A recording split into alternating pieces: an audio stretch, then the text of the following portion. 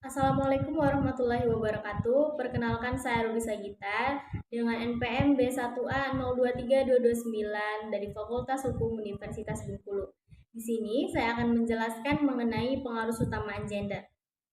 Indonesia sendiri telah menyepakati hasil Kongres Perempuan Sedunia keempat di Beijing pada tahun 1995 untuk melaksanakan gender mainstreaming atau yang kita kenal dengan pengaruh utamaan gender. Dalam instruksi Presiden nomor 9 tahun 2000, pengaruh utamaan gender adalah strategi yang dibangun untuk mengintegrasikan gender menjadi satu dimensi integral dalam perencanaan, penyusunan, pelaksanaan, pemantauan, dan evaluasi atas kebijakan dan program nasional. Adapun tujuan dari pengaruh utamaan gender itu sendiri adalah agar terlaksananya pembangunan nasional yang berperspektif gender dalam rangka mewujudkan kesetaraan dan keadilan dalam kehidupan berkeluarga, bermasyarakat, berbangsa, dan bernegara. Dalam penerapan pengaruh utamaan gender di Indonesia sendiri, kita harus memiliki beberapa prinsip, antara lain menghargai keberagaman dan pluralitas. Artinya, menerima keberagaman suku, agama, etnis, budaya, dan adat istiadat yang telah ada.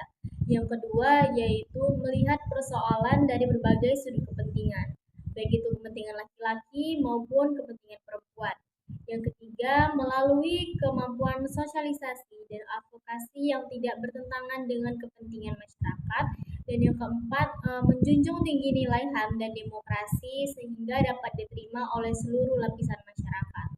Adapun keuntungan yang dapat diperoleh dari menyelenggarakan pengaruh utamaan gender itu sendiri yaitu antara laki-laki dan perempuan akan memperoleh akses yang sama pada sumber daya pembangunan, baik dalam proses pembangunan maupun dalam proses pengambilan keputusan, dan memiliki kontrol yang sama atas sumber daya pembangunan serta memperoleh manfaat yang sama dari hasil pembangunan. Komponen kunci dari pengaruh utama gender yang pertama yaitu harus ada data terpilah berdasarkan jenis kelamin. Yang kedua, perangkat dan kerangka analisis yang digunakan untuk menganalisis aspek gender dalam perencanaan dan pelaksanaan pembangunan. Yang ketiga, yaitu partisipasi masyarakat. Adanya keterlibatan masyarakat dalam perencanaan, pelaksanaan, monitoring, dan evaluasi pembangunan. Yang keempat, yaitu kemampuan dan keterampilan. Ada upaya untuk membekali masyarakat. Di sisi lain, pemerintah juga harus mengembangkan diri untuk mewujudkan efektivitas dan hasil pembangunan yang adil. Yang kelima yaitu adanya perubahan kesadaran dan sensitivitas. Maksudnya ada perubahan kesadaran dan kepekaan dalam diri pengambil kebijakan sehingga dapat mewujudkan keadilan gender. Adapun hambatan dan tantangan yang dialami dalam penerapan pengaruh utamaan gender itu sendiri yaitu yang pertama masih kuatnya budaya patriarki, yang kedua masih tingginya tindak kekerasan terhadap perempuan, yang ketiga belum adanya data terpilah berdasarkan jenis kelamin sehingga sulit untuk menentukan masalah-masalah yang ada. Yang keempat yaitu belum adanya mekanisme yang sistematis untuk menyusun kebijakan khusus sementara. Yang kelima, belum maksimalnya anggaran yang disediakan oleh sektor pusat dan daerah untuk mengatasi kesenjangan gender dan program-program pemberdayaan perempuan dan keadilan dan kesetaraan gender atau yang kita kenal dengan KKG. Dan yang keenam adalah belum adanya mekanisme pengumpulan data dan statistik yang berdasarkan jenis kelamin dan isu mengenai persoalan gender. Ada pula hambatan lain seperti di bidang pendidikan, yaitu masih kurangnya data dan informasi baik secara kuantitatif maupun kualitatif mengenai penyebab buta aksara, rendahnya rata-rata lama sekolah, masih relatif rendahnya akses dan partisipasi perempuan terhadap informasi dan teknologi. Adapun hambatan yang dialami di bidang kesehatan, baik dalam upaya percepatan penurunan angka kematian ibu, angka kematian bayi, pemberian ASI, pencegahan penyalahgunaan nafsa, dan penyebaran HIV pada perempuan.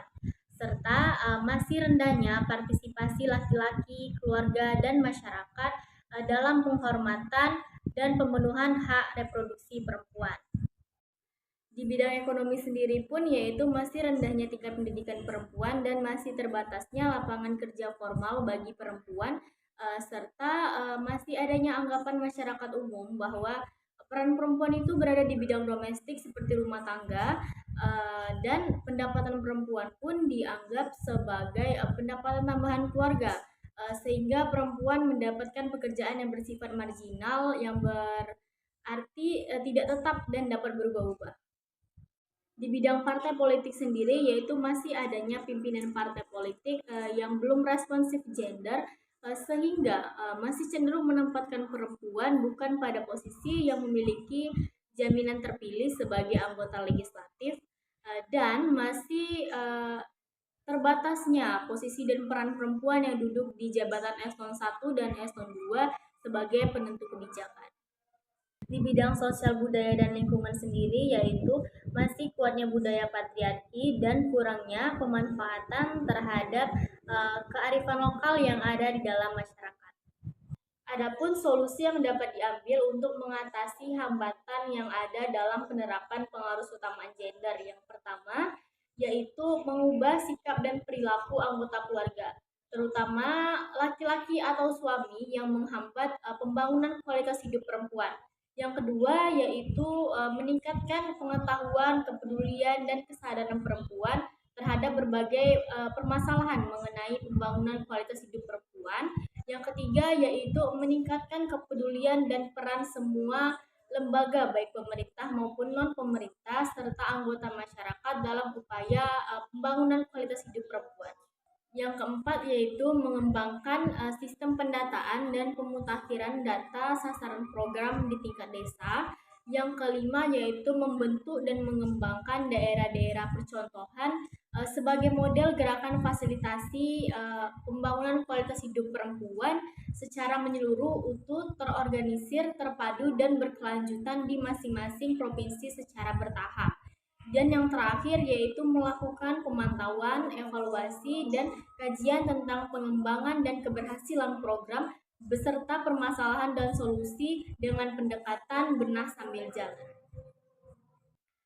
Penerapan pengaruh utamaan gender di daerah provinsi diatur di dalam Permendagri nomor 15 tahun 2008 Junto nomor 67 tahun 2011. Maksudnya adalah memberikan pedoman kepada pemerintah daerah dalam penyelenggaraan pemerintahan, pembangunan, dan pelayanan masyarakat yang berperspektif gender. Adapun tujuannya yaitu memberikan acuan kepada aparatur Pemda dalam menyusun strategi pengintegrasian gender.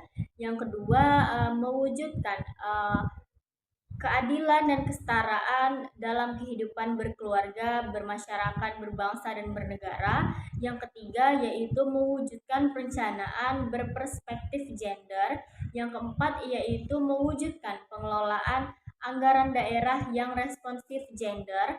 Yang kelima, meningkatkan kesetaraan dan keadilan dalam kedudukan, peranan, dan tanggung jawab laki-laki dan perempuan sebagai insan sumber daya pembangunan. Dan yang terakhir adalah meningkatkan peran dan kemandirian lembaga yang menangani pemberdayaan pembangunan. Pentingnya komitmen nasional dalam pemberdayaan perempuan di daerah provinsi melalui pengaruh utama gender. Yang pertama yaitu meningkatkan status, kondisi, dan posisi perempuan agar dapat setara dengan laki-laki. Yang kedua yaitu mewujudkan kesetaraan dan keadilan gender. Yang ketiga yaitu meningkatnya kualitas hidup dan peran perempuan dalam kehidupan berkeluarga, bermasyarakat, berbangsa, dan bernegara. Dan yang terakhir yaitu berdasarkan instruksi Presiden nomor 9 tahun 2000 menginstruksikan kepada seluruh menteri, kepala lembaga pemerintah non-departemen, pimpinan kesekretariatan lembaga tertinggi atau tinggi negara, Panglima TNI, Kepala Kepolisian Republik Indonesia, Jaksa Agung, gubernur, serta bupati dan wali kota untuk melaksanakan pengaruh utamaan gender. Nah, sekian yang dapat saya sampaikan mengenai pengaruh utamaan gender. Apabila ada kurangnya, saya mohon maaf. Saya akhiri. Wabillahi taufik wal hidayah. Wassalamualaikum warahmatullahi wabarakatuh.